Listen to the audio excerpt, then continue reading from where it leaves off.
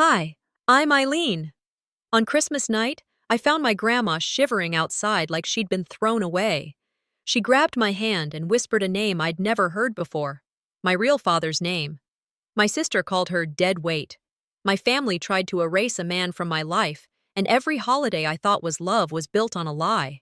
What else have they been hiding from me? And why now?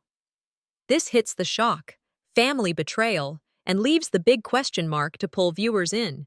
Do you want me to make a shorter, punchier version for an opening line under 10 seconds too? The roads were slick with ice, and the headlights from my old pickup barely cut through the fog hanging low over the Tennessee hills. I took the turns slower than usual, watching the glowing lights in the windows of houses I'd known since I was a child. Christmas Eve in this town always looked like a postcard. But something felt off tonight. Maybe it was the silence on the other end of my calls. I'd tried Grandma's phone 5 times today. No answer. I told myself she was just napping, probably dozed off watching one of those old Hallmark movies she loved. But then I saw her. She was on the porch, sitting still as stone in the dim light. No coat, no blanket, just a thin dress clinging to her shoulders, her hands curled up against her chest. I slammed the brakes and jumped out before the truck even fully stopped. My boots hit the pavement hard. "Grandma!" I called. Her lips were blue. Her eyes didn't focus. She looked right through me like I wasn't even there. I grabbed her shoulders. She was ice. Her fingers were stiff. I yelled, loud, hoping someone inside would hear. Laughter poured through the windows, glasses clinking, someone singing off-key to a Christmas tune. No one opened the door. I looked at her again, and something in me snapped. She hadn't wandered out here. Someone put her out. I wrapped my arms around her and hauled her inside. The warmth hit us like a slap, but she didn't react. Her breath was shallow, her body limp. The smell of cinnamon, wine, and fake cheer filled the air. The living room was a picture-perfect holiday, fireplace roaring, gifts stacked high, my sister Brittany laughing with her husband like it was any other year, like Grandma hadn't just been left outside to freeze. I kicked the door shut behind me and yelled over the music, "Who the hell left her on the porch?" The music stopped like someone had cut the power. Every face turned to me. Brittany blinked, then said too casually, "She said she wanted some fresh air." I didn't even answer. I laid Grandma down on the couch, pulled off my coat, and wrapped it around her. Her skin was pale, and her eyes fluttered like she was somewhere between sleep and something worse. I looked around. No one moved. "She's freezing," I said, my voice lower now, but shaking. "And you were all in here? Laughing?" Brittany rolled her eyes. "Don't be dramatic, Eileen." That stung more than the cold ever could. I remembered the scent of vanilla and nutmeg in Grandma's kitchen. Her apron always dusted with flour. Her voice humming Blue Christmas while she made me cookies as a kid. And now? She was laying there like she didn't belong in her own home. I turned to Hank. "You said you were going to take care of her this year." He looked away. "She's old, Eileen. She wanders." "She's not a damn stray cat," I snapped. A glass hit the floor behind us. Someone dropped it. No one moved to pick it up. From the couch, Grandma stirred.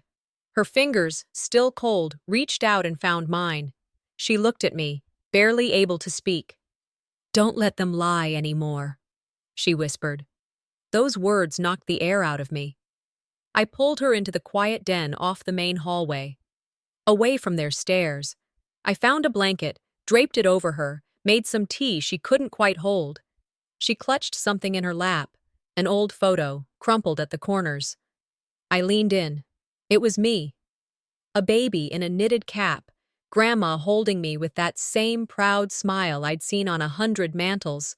She looked at the photo, not me, as she spoke. "I should have told you years ago," she said. My throat tightened. "Told me what?" Her eyes, so tired now, barely stayed open.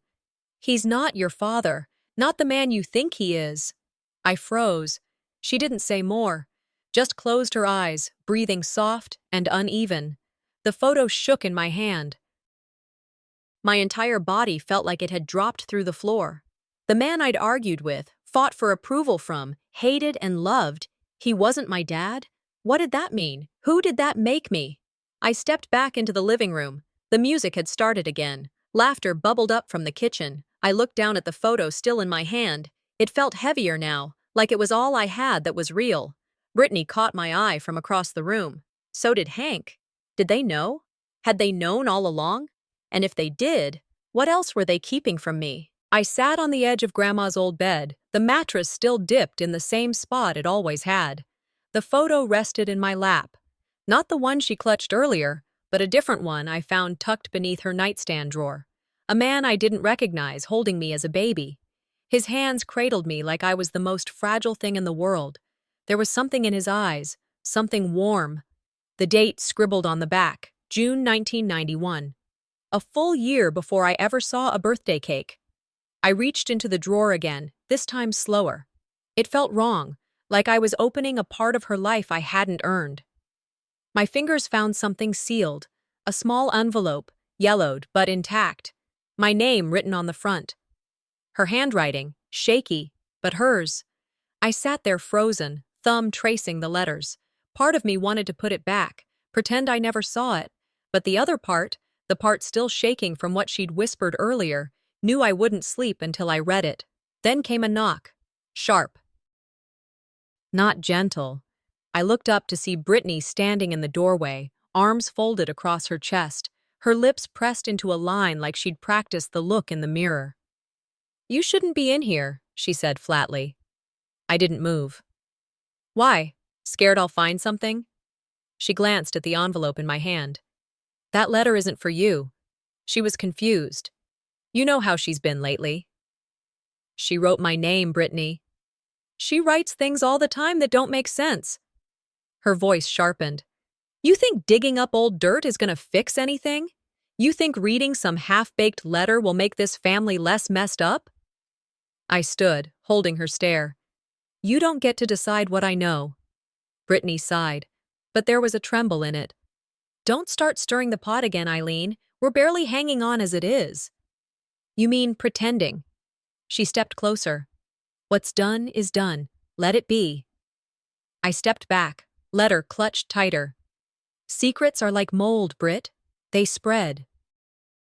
"And I'm tired of breathing it in." She held my gaze for a second longer before turning on her heel and walking out. I didn't waste another second. I tore open the envelope, the paper inside thin and fragile. Her handwriting crawled across the page. "You deserve the truth, Eileen." My eyes stung before I even got to the next line. "Your real father's name is Silas." The name hit like a slap. Silas. Not Ron, the man who raised me. Not the one whose name is on my school forms, whose cold silences taught me how to disappear in my own house. Silas. A name I'd never heard. But suddenly, it pulsed in my ears like it had always been there, just buried. "He wasn't perfect," Grandma wrote, "but he loved you. He didn't leave by choice." I read it twice, 3 times. Each word dug in deeper. She stayed silent to protect me. But now she regretted it. I looked at the photo again, his eyes, the way he held me, and I whispered the name. Silas. It felt strange, forbidden. But right, the walls around me started to spin, not from dizziness, but from clarity. Memories began to twist, Dad never showing up to my school recitals, the awkward silences at dinner, the way he praised my siblings and just nodded at me like I was a decent employee, not his daughter, the way Mom would cut me off anytime I asked about when I was little. "You're overthinking again," she'd always say, but I wasn't. Not then, not now. This house, this family, they built everything on silence, on "not now," on "that's not your business," on cold smiles and fake cheer. The walls felt like paper now, thin, lying. My breath grew shallow. Not from panic, but from the weight of betrayal pressing on my chest like a hand. I folded the letter and slipped it into my coat pocket. I walked down the hallway like I was sleepwalking, back to the living room where everyone had returned to their drinks and their jokes like none of it mattered.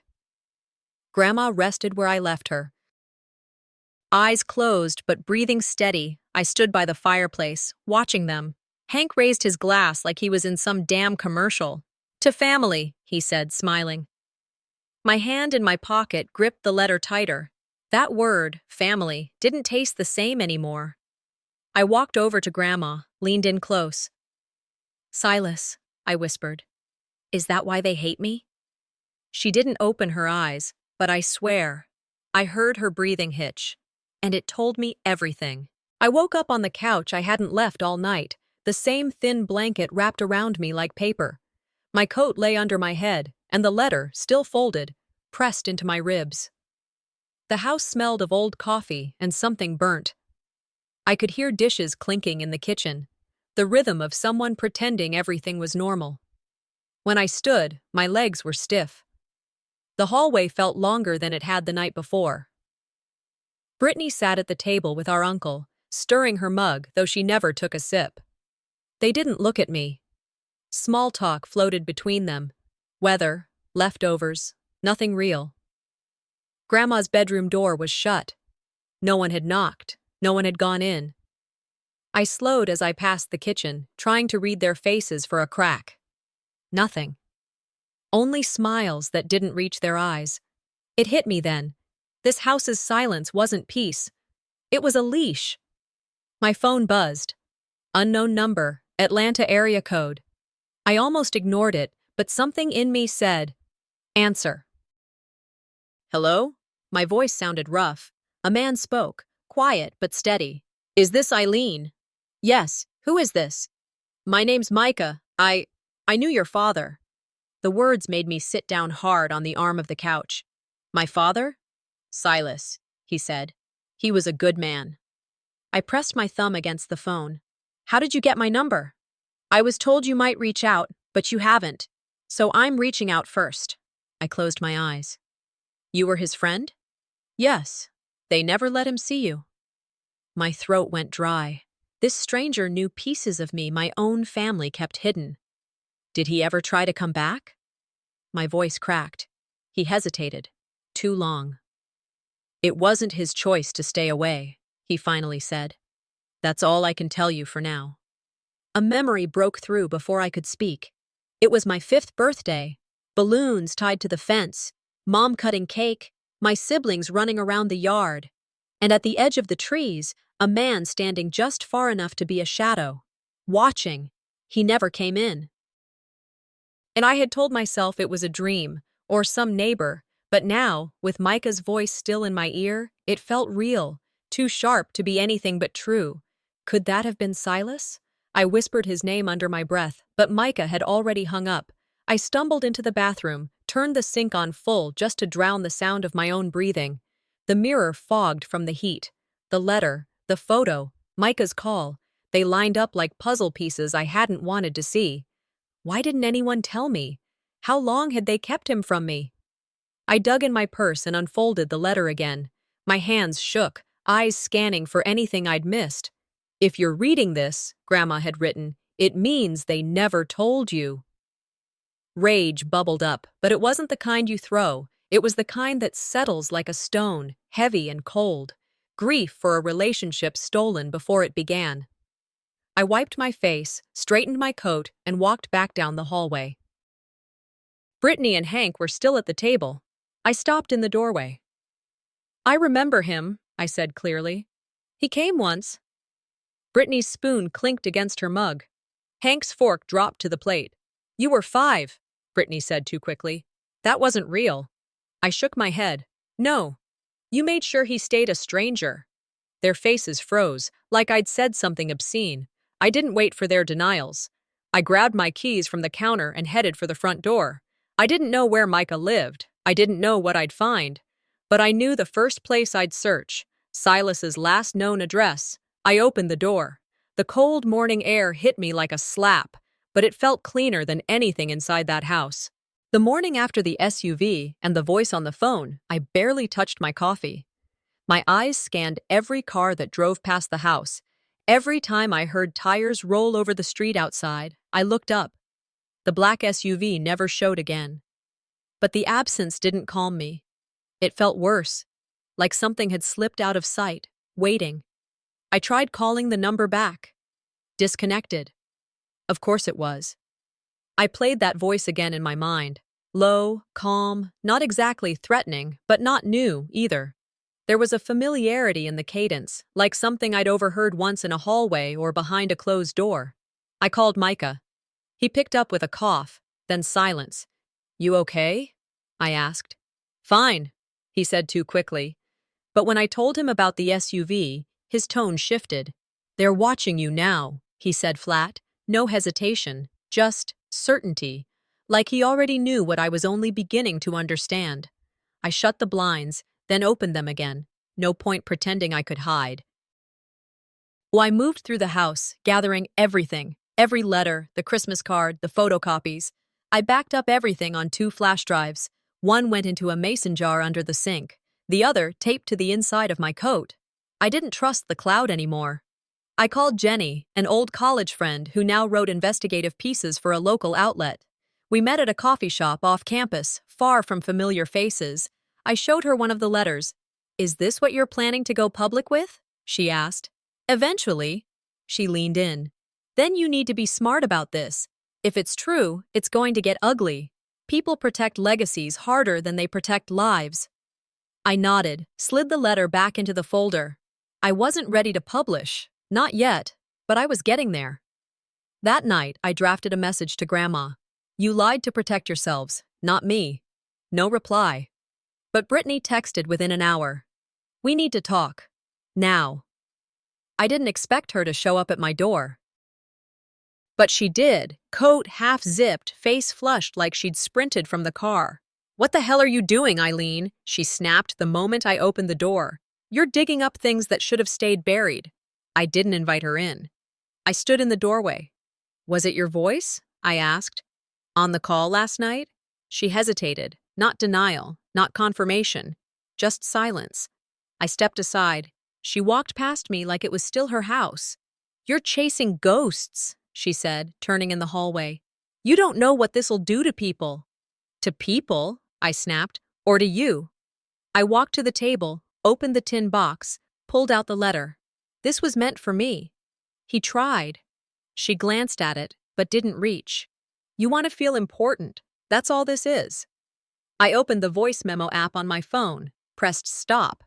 "I recorded this whole conversation, just so you know." Her eyes narrowed. "You think you're smart?" I stared back. "No."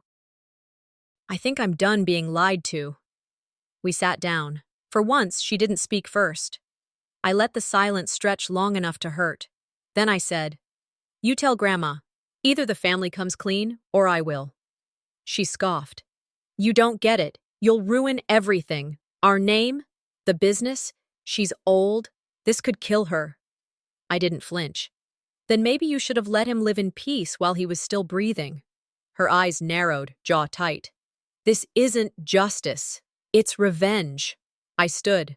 "I'm giving you 48 hours. She walked to the door but paused before opening it. "You'll regret this," she said flat. I didn't answer, just closed the door behind her.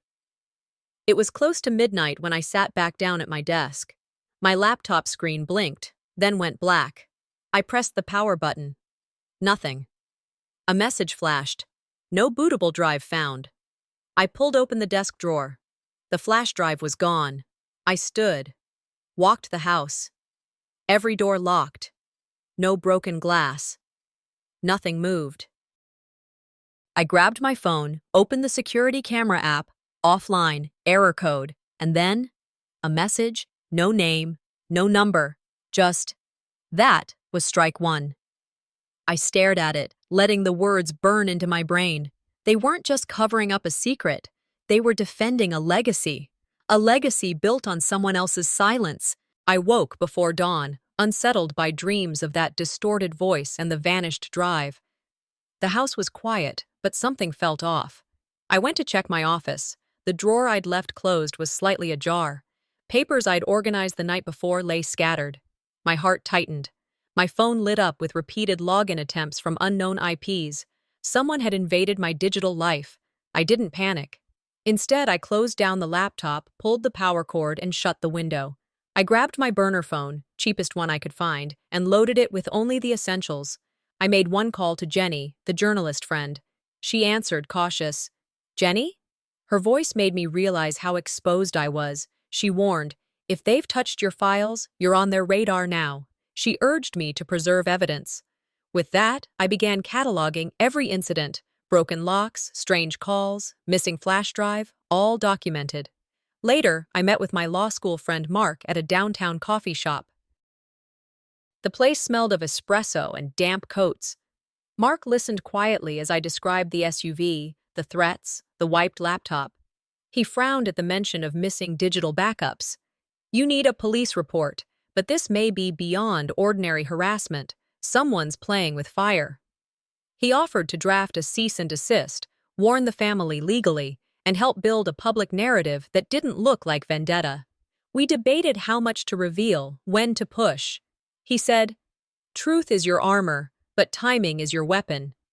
I nodded. I knew exposing them too soon might backfire. I asked, "Can this even work?" He stared at me. "It has to." After Mark left, I sat looking at my reflection in the cafe window. I didn't see the meek youngest daughter anymore. I saw someone ready. I thought about Silas, how he'd stepped back believing it was protection. I swore I wouldn't repeat his mistake. I thought back to all the birthdays I stayed silent, all the questions I swallowed. Silence had been my jail. Speaking, even just one piece, might set me free. I resolved, tonight, I'd go live with one clue. That evening, I snapped a blurred photo of the tin box and posted it under a pseudonym. Truth doesn't stay buried forever. No names, no accusations, just enough. Within minutes, Brittany texted, "Take it down." I didn't respond. I screenshot the message. Jenny replied, "They know you're serious now. Be ready." Fear still hovered, but it felt different now. Fuel. Midnight passed. My burner phone buzzed. I looked. A new video file, unnamed. I pressed play. Grainy footage of Silas lying in a hospital bed, his hand extended as if reaching for someone. His voice weak, whispering, "Eileen." And then, a distorted voice behind him. "You want the truth? Come alone." The screen flickered. My limbs went cold. This was no longer about letters.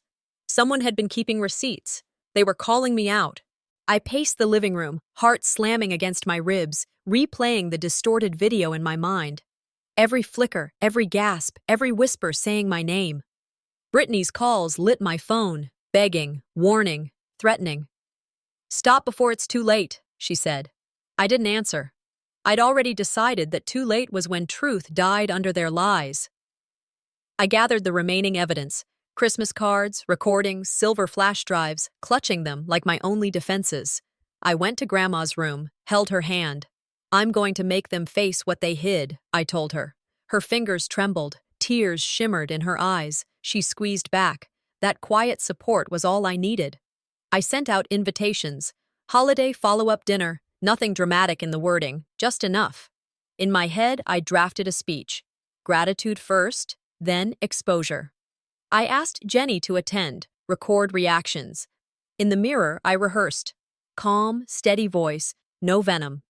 Brittany texted, "Don't humiliate us." I replied, "Humiliation is their choice, truth is mine." I felt the weight of both. Dinner night came.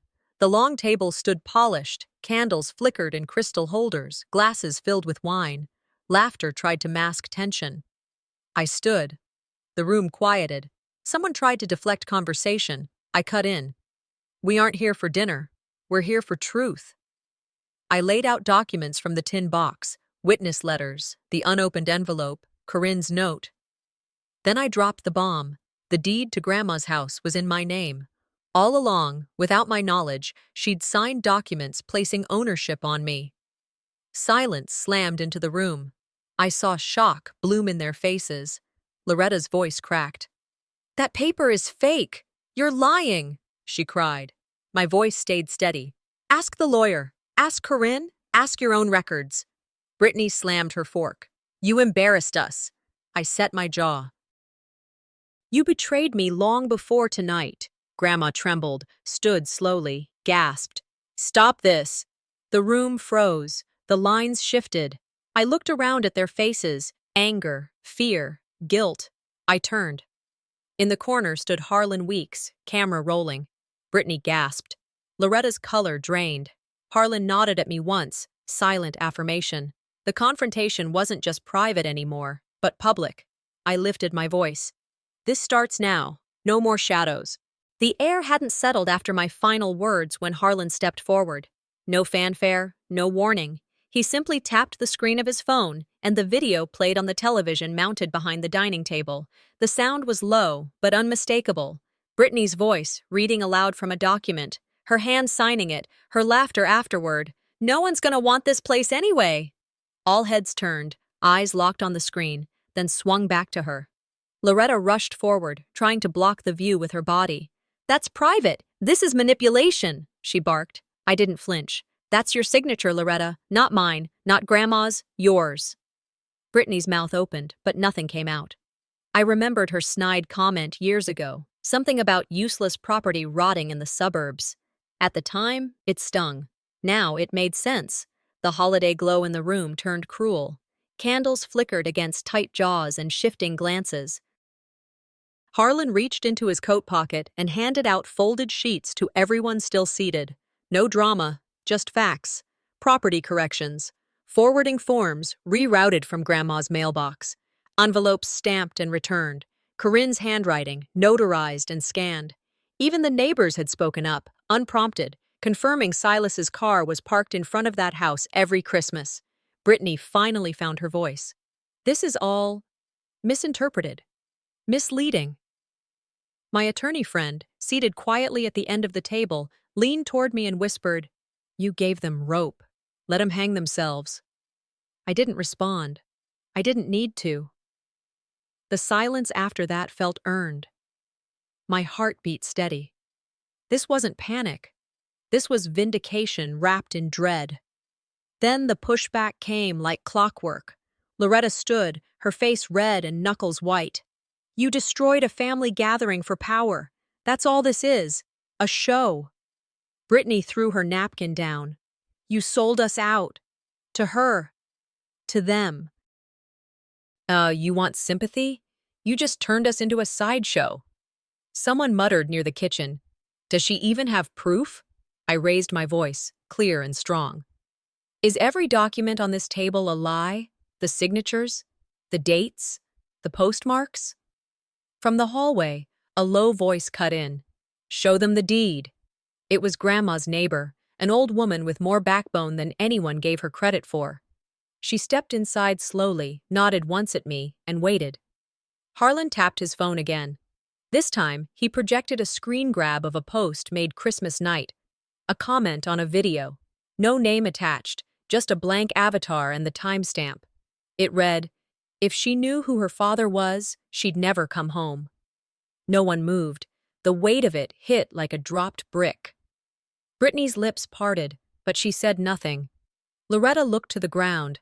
I let the silence hang, because that comment wasn't just cruel. It was a confession, an accusation, and a warning rolled into one. I knew it then. We weren't just tearing down old lies. We were pulling at the very fabric of what they'd built around them. And it was unraveling, fast.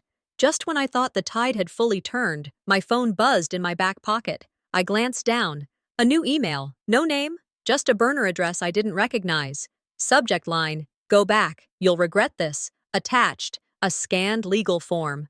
My breath caught in my throat. It was a signed authorization. Someone had transferred Grandma's will to another party. Recently. Without her knowing. Or maybe, with her knowing. I looked up. My eyes caught Brittany's. She looked calm. Too calm. And that's when I knew. This wasn't done. Not yet. The house was heavy in silence. Candles smoldered in the china holders. A few wine glasses lay tipped over, red circles spreading on the white tablecloth. Harlan's camera stood in the corner, still live, still absorbing every face in that room. Brittany's voice cracked as she demanded proof, promising lawsuits, raising fists and accusations. I held the tin box, affidavits, photo prints, files, letters no one could deny. Grandma, fragile but determined, rose slowly. She came to stand beside me. She clasped my hand in front of the room. No one spoke. That moment, electric, terrible, felt like the world had shifted. Loretta broke first, shoulders trembling.